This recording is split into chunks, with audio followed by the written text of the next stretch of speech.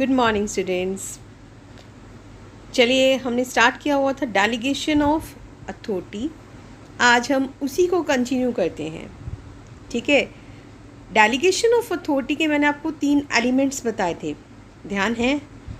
क्या क्या थे? Responsibility, authority and accountability. थोड़ा सा ओवरव्यू दे देती हूँ मैं आपको। रिस्पॉन्सिबिलिटी क्या था कि हमने काम किसी को दिया, वो काम पूरा होना चाहिए, है ना? That is responsibility. अथॉरिटी, उस काम को पूरा करने के लिए कुछ डिसीजंस लेने की power. And third is accountability, कि वो काम पूरा हो गया तो उसके लिए जवाबदेही देना, कि कौन अल्टीमेट रिस्पॉन्सिबिलिटी किसकी है, दैट इज़ अकाउंटेबिलिटी। ठीक है, तो रिस्पॉन्सिबिलिटी फिर वर्ड आ गया कि अकाउंटेबिलिटी के साथ, तो एक बार इनमें डिफरेंस भी कर लेते हैं। क्या है डिफरेंस? कि रिस्पॉन्सिबिलिटी क्या है, जो भी हमने काम करना है, और अकाउंटेबिलिटी क्या है कि जो आपको सुपीरियर के आगे अपना काम का जवाब देना है ना? जो रिस्पॉन्सिबिलिटी 4 होता है, रिस्पॉन्सिबिलिटी के आगे अगर 4 लग जाता है, सिर्फ आप वो ही दूसरे को डेलीगेट कर सकते हो। लेकिन अगर रिस्पॉन्सिबिलिटी 2 होता है, अगर इसकी जगह 4 ना लग के अगर क्या लग जाता, 2 लग जाता, तो फिर वो क्या है, वो अकाउंटेबिलिटी हो जाती है और आप उसको आगे नहीं दे सकते, है ना? ये चीज़ हो जाती है। अब यहाँ पे अगली चीज़ क्या आ जाती है, यहाँ पे किसके कारण हुआ ये? जो भी सुपीरियर है, जो भी उसके नीचे लोग हैं, उनके कारण हुआ। जबकि अकाउंटेबिलिटी क्यों आई? क्योंकि आपने राइट्स दिए थे, है ना? तो अब एक बात तो आप लोगों को अच्छे से क्लियर हो गई होगी, क्या? कि अकाउंटेबिलिटी को आप डेलीगेट नहीं कर सकते, आप किसी को भी नहीं दे सकते। अकाउंटेबिलिटी तो जिसको काम दिया गया था, जो भी बोझ था, उसी की रहेगी, उससे वो नहीं मुक्त हो सकता। वो उसी को जवाब देना है कि कैसा है। हाँ, अपना काम कम करने के लिए उसने डेलीगेशन ऑफ अथॉरिटी कर दिया है, लेकिन वो पूरा नहीं कर सकता। ठीक है, तो सिर्फ यहाँ पे क्या है कि only authority can be delegate and note the accountability. सिर्फ आप अथॉरिटी को डेलीगेट कर सकते हो, अकाउंटेबिलिटी को नहीं कर सकते आप। वो आपकी जिम्मेवारी है, आपको ही उसमें जवाब देना होगा। चलिए, अब आती है बात प्रोसेस की, कि प्रोसेस क्या रहेगा इसका, डेलीगेशन ऑफ अथॉरिटी का। 3 एलिमेंट्स हैं तो तीनों ही रहेंगे। सबसे पहले आप क्या देते हो किसी को? रिस्पॉन्सिबिलिटी। आपने असाइन कर दिया कि आप ये वाला काम इतना आप करो, इतना आप करो, तो वो क्या हो गया? Assigning responsibility. वो आप देखोगे कि उस पर्सन की कितनी योग्यता है, कितना वो काम कर सकता है या नहीं कर सकता, उसके अकॉर्डिंग आप देते हो। जो ज़रूरी नहीं है, बहुत मेजर बातें आप अपने पास रख लीजिए, इंपॉर्टेंट इश्यूज़ अपने पास लीजिए, थोड़े से अनइम्पॉर्टेंट इश्यूज़ आप डेलीगेट कर सकते हैं, है ना? फिर उस काम को पूरा करने के लिए आपको क्या देना है? Next, authority. आपको अथॉरिटी देनी पड़ेगी। अब लेकिन तीसरा बात क्या आ गई? Fixing accountability. अब अकाउंटेबिलिटी कौन जवाब दे है उसके लिए, तो ये पूरा का पूरा इन 3 एलिमेंट से मिलके बना है, और यही इसके प्रोसेस की भी पार्ट है। ठीक है, चलिए, इम्पॉर्टेंस आती है अगली बात। Importance of delegation of authority, क्या फ़ायदा क्या है इसका?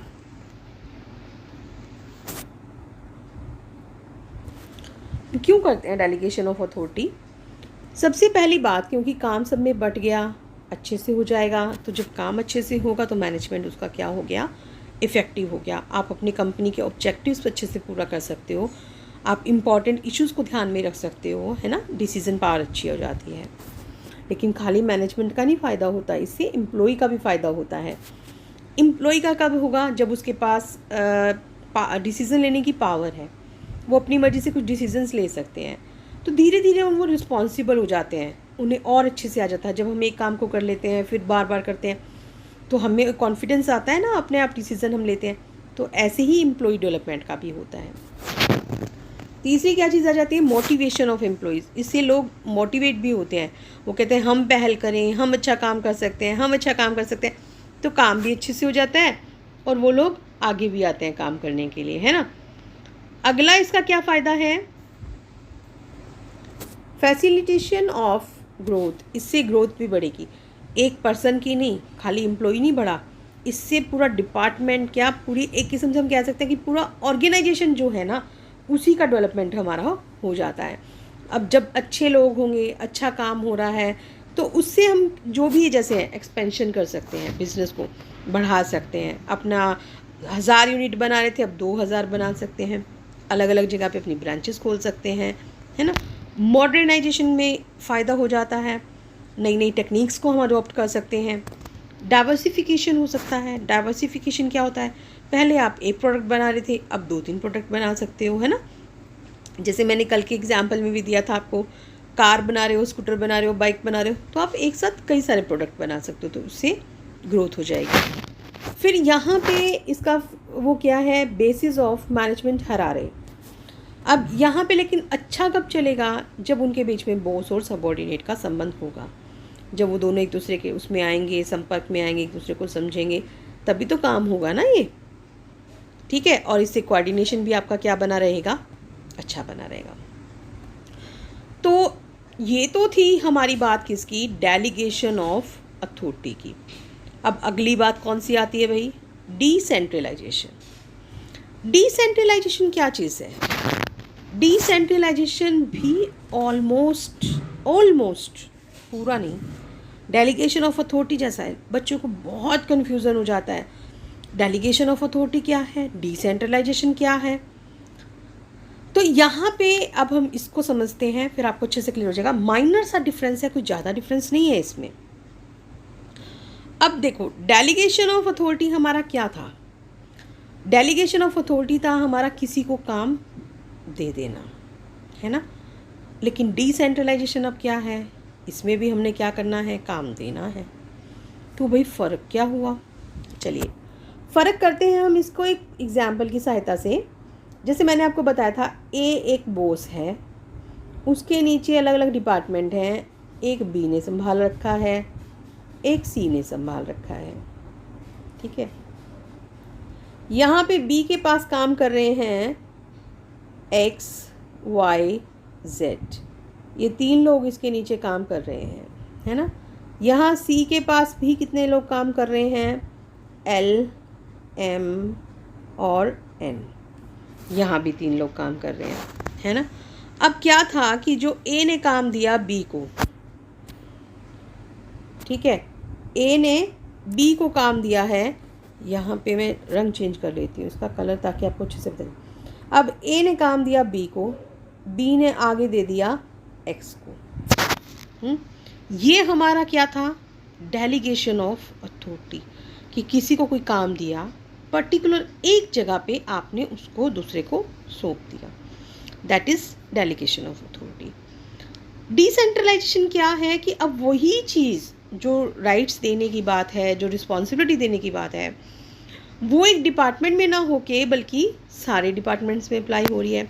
अब ए ने काम किस किस को दिया है, अब यहाँ पे देखिए, ए ने काम दिया बी को, ये तो इसके जैसा ही हो गया, ओ माय गॉड।